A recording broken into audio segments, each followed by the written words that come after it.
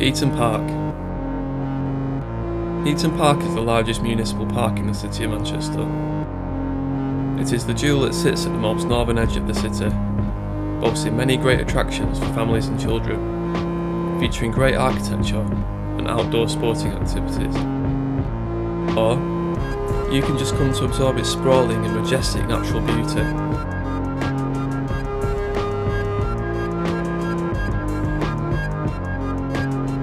The architect James Wyatt was only 26 years old when he was given the commission by Sir Thomas Egerton, 1st Earl of Wilton, to design this grand house in 1772, the neoclassical Heaton Hall. The build was finally complete in 1789 to be put into use as the Earl's family house. In 1952, the hall became a Grade 1 listed building and was used as a museum and was open to the public. However, it has fallen into disuse and dereliction over the last few years. An effort to bring the hall back to life by Manchester City Council is currently underway. Hopefully it won't be too long until the public can once again enjoy the grandeur of the hall's interior. Nearby lies the Temple, a small rotunda featuring Tuscan columns, also designed by Wyatt. It stands proudly on the highest point in the city of Manchester, providing views of the city, and also the Pennines to the east over Oldham and Rochdale.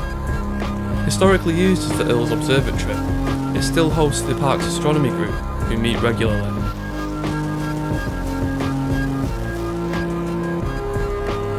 Other Wyatt-designed buildings in the park include the Smithy Lodge, an octagonal cottage built for the lodgekeeper in 1806, and the Grand Lodge, commissioned by the Earl in 1807, an impressive building that serves as the main entrance to the park. The Grand Lodge features a memorial to the Manchester Pals, who used the park to train during 1914. Wyatt also transformed the Dower House in 1803 by adding this columned facade.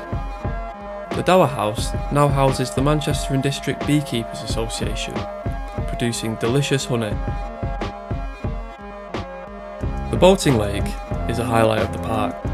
Constructed on the site of the old Heaton Park races between 1908 and 1912 by local unemployed workers, the 12-acre lake features 3 islands and is used for fishing and rowboating in the summer.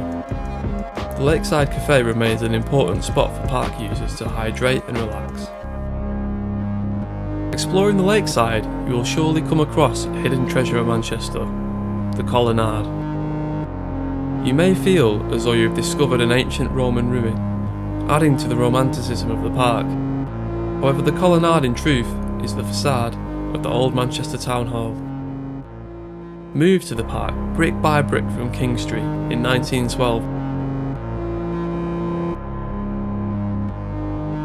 Heaton Park is home to Manchester's BT Telecommunications Tower. The tower is one of few British towers built with reinforced concrete, and gives the park a sense of space-age brutalism, as it stands like a concrete tree in full bloom, with satellite dishes for flowering branches.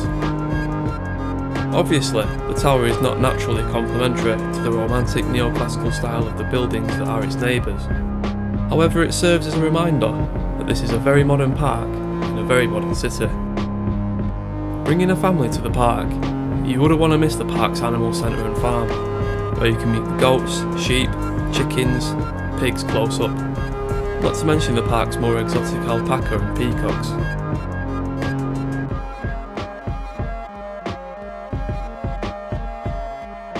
Around the farm and the hall lie the glorious pleasure gardens, filled with blooming flowers, ponds and unique features.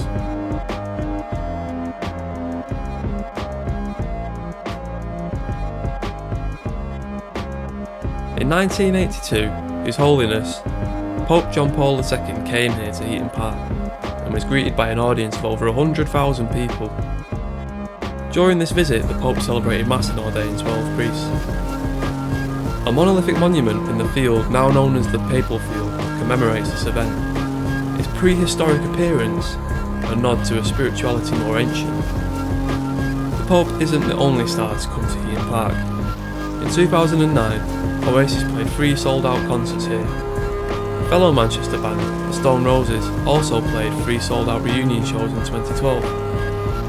Since the huge success of these gigs, the park has played host to even more concerts, and even hosts the annual Parklife Festival. In 1902, Heaton Park was purchased and opened to the public by Manchester City Council, and the tramway was extended to the park. Heaton Park is now home to the Tramway Museum and preserves the length of the original tramway, which would have brought visitors to the park between 1903 and 1934. Now visitors can come to the park via Manchester's Metrolink system, which runs under the park towards Manchester City Centre and runs towards Bury in the other direction. One of the main attractions to Heaton Park is its 18-hole championship golf course and 18-hole par 3 course. These courses are well renowned by golfers, and the championship course's 11th hole is considered one of the toughest par 3s in the country. But if golf is not your game, there are many football pitches in the park, and even bowling greens that were left in the park after being built for Manchester's 2002 Commonwealth Games. Heaton Park holds many happy memories and stories for generations of Mancunians and visitors to the city. If you live in Manchester and haven't visited the park, then you have been sorely missing out. And if you are visiting Manchester, make sure to include Heaton Park in your plans. You won't regret it.